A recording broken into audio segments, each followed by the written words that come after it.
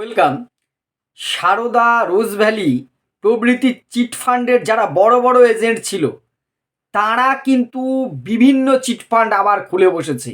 গ্রাম থেকে শহরে নতুনভাবে কিন্তু এই চিটফান্ড গড়ে তুলেছে এবং ইতিমধ্যে এক 30 জনের বেশি এজেন্ট কিন্তু অ্যারেস্ট হয়েছে ডিইওর হাতে।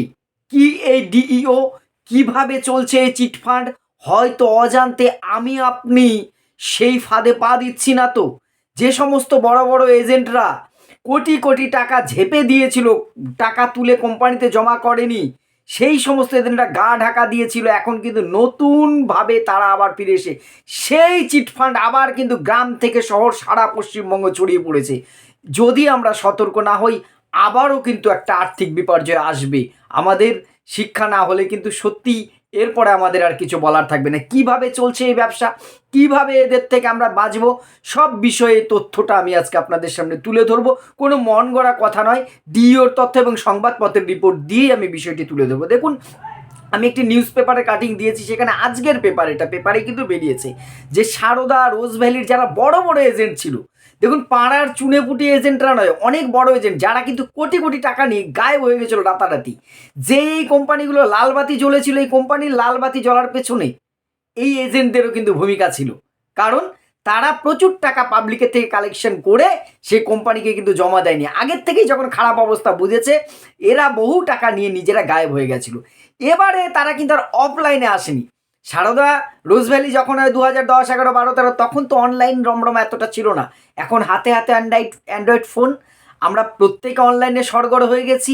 তারা সেটাকেই কাজে লাগিয়ে চেন মার্কেটিংয়ের নাম করে কিন্তু প্রোডাক্ট বিক্রির নাম করে প্রথমে মানুষের কাছে যাচ্ছে, তারপরে ইনভেস্টমেন্ট নিজেদের অ্যাপের মাধ্যমে। ইতিমধ্যে কিন্তু 31 জন দালাল এজেন্টকে অ্যারেস্ট করা হয়েছে। কিভাবে অ্যারেস্ট করেছে?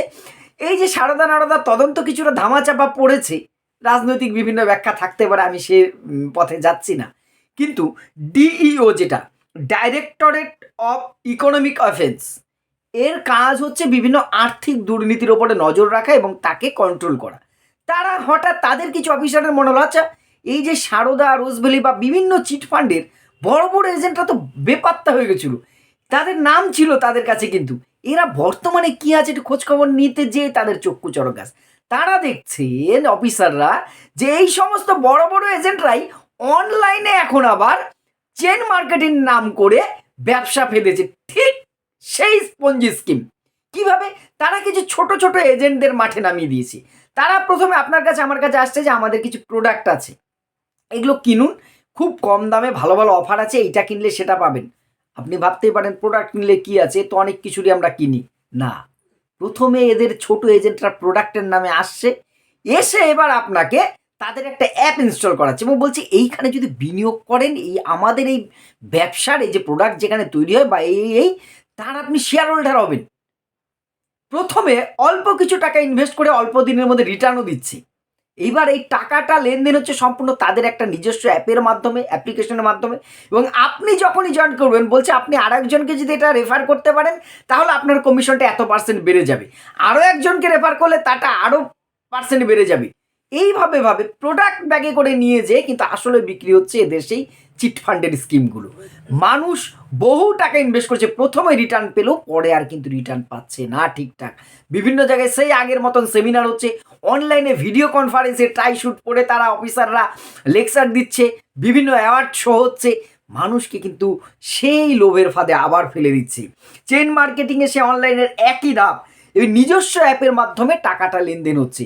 এবারে এই ডিইও যে অফিসাররা, তারা এই নিচুতলার কয়েকজন এজেন্টকে জিজ্ঞাসাবাদ করে এদের বড় মাথার খোঁজ পায় এবং সারা রাজ্যে রেড চালিয়ে সংবাদ মাধ্যমে কিন্তু খুব বেশি ফ্ল্যাশ হয়নি, জানি না, অজ্ঞাত কারণ, হয়তো আপনারা সবাই বোঝেন কারণটা। সব চলে যাবে, পরে দেখবেন এই মিডিয়াই কান্নাকাটি করবে, কিন্তু মানুষকে কোনোদিন এরা সচেতন করবে না।